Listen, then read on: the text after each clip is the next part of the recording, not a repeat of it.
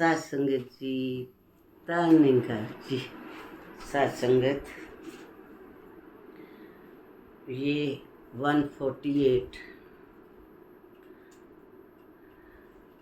संपूर्ण अवतार बानी का शब्द नंबर है जी।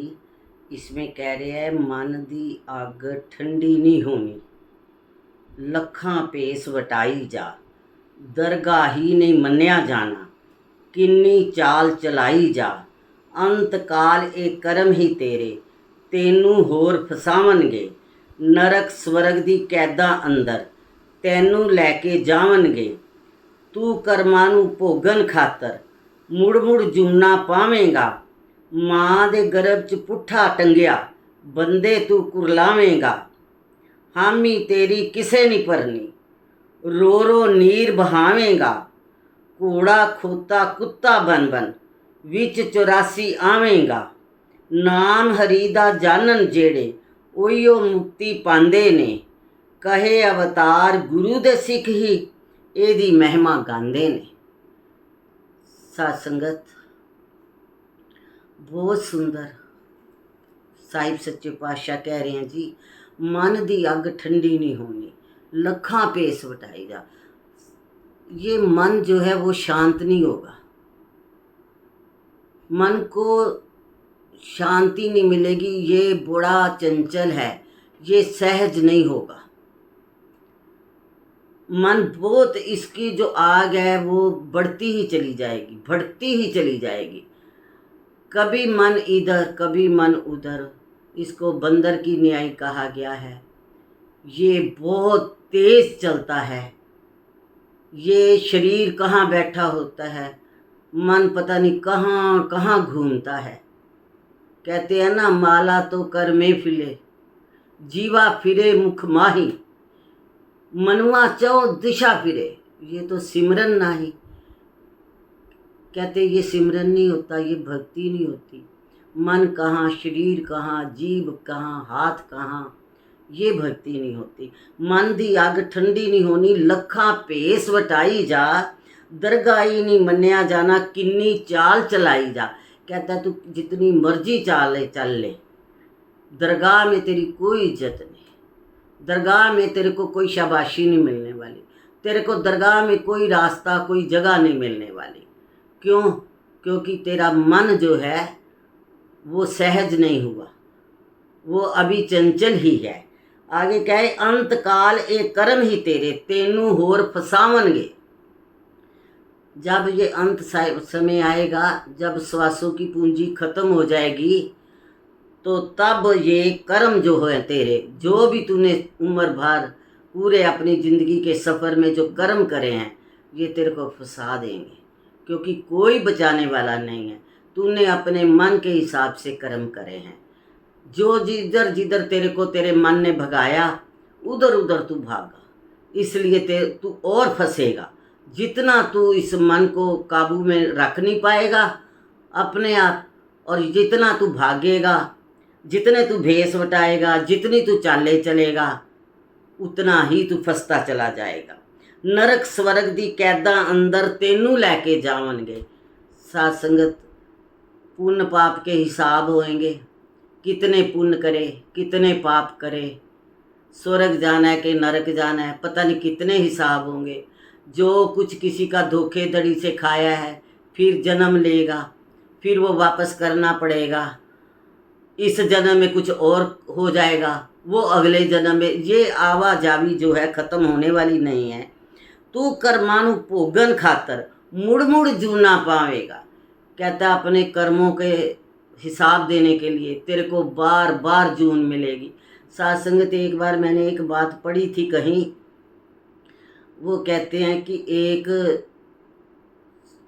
सेठ था, और उस सेठ से ना हर कोई पैसा ले लेता था उधार, और वो सेठ ये पूछता था कि इसी जन्म में दे दोगे कि अगले जन्म में दोगे। तो सारे हंसते थे, तो कोई तो बहुत ईमानदार होता था, कहता था भाई साहब मैं आपको बड़ी जल्दी वापस कर दूंगा। कोई कहता मैं 6 महीने तक मेरी फसल आएगी तो मैं वापस कर दूँगा। कोई कहता था मेरे बेटे की सैलरी आएगी तो मैं वापस कर दूँगा।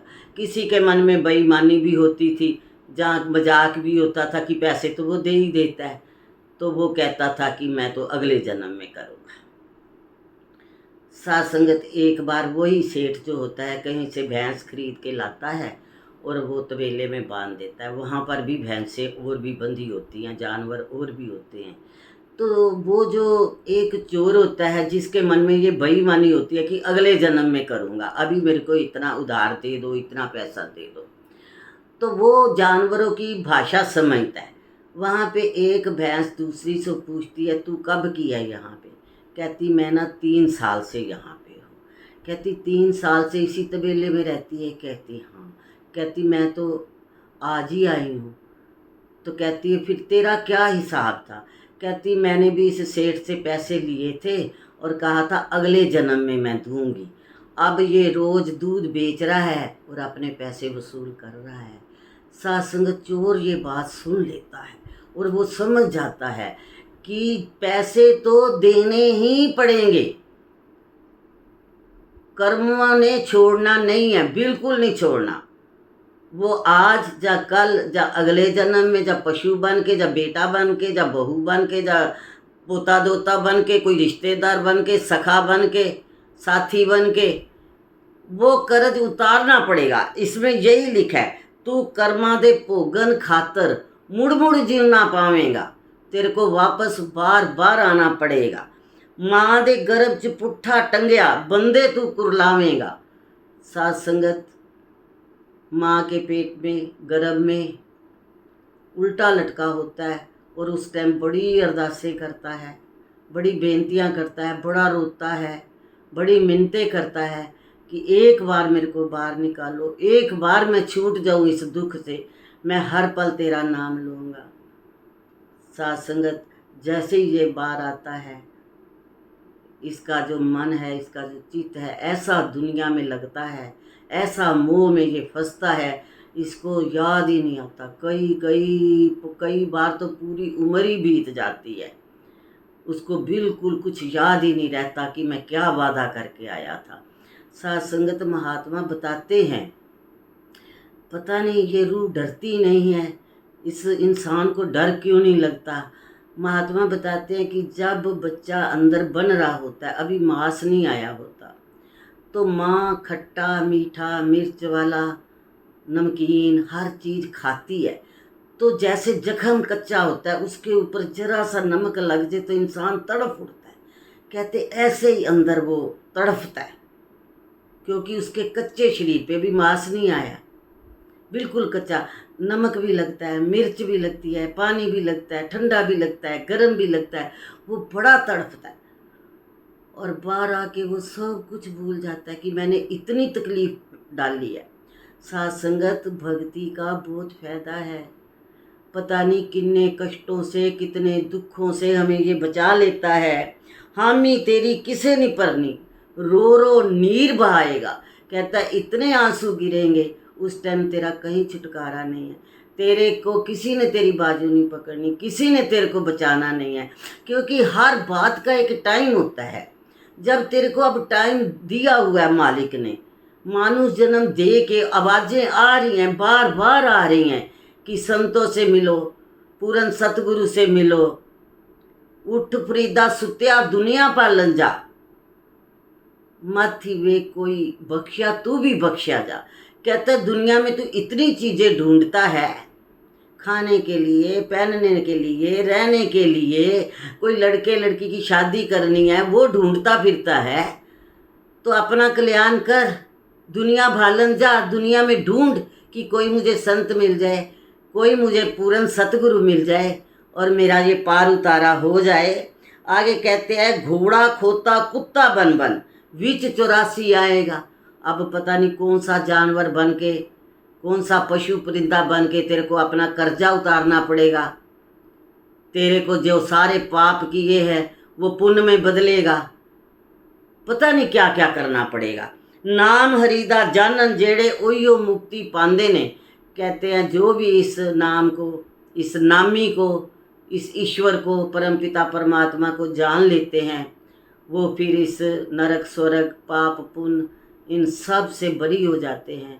उनको पूरन सतगुरु बरी कर लेता है वो फिर हाथ पकड़ लेता है, फिर वो कहता है ये मेरा बंदा है, फिर वो बचा लेता है। कहे अवतार गुरु दे सिख ही एदी महिमा गांदे। जब साथ संगत गुरु के सिख को ये समझ आ जाती है कि इसने मेरे को पूर्ण पिता परमात्मा ईश्वर के साथ मेरे को जोड़ दिया है, मेरा मिलाप करा दिया है, मेरे को उसकी पहचान दे दी है, तो फिर वो दिन रात हर पल उसकी महिमा गाते हैं। उनको फिर इसका महिमा गाने में बड़ा आनंद आता है। फिर वो उसी का संग करते हैं जो इसकी महिमा गा रहा होता है। फिर उसी के पास बैठना, उसकी बात सुनना, उसके साथ बात करना संतों को फिर अच्छा लगता है। वो फिर दुनिया का संग करते हैं जितनी कि उनके थोड़ी बहुत ज़रूरत होती है, उससे ज़्यादा वो संग नहीं करते। संग वो फिर हरि का ही करते हैं।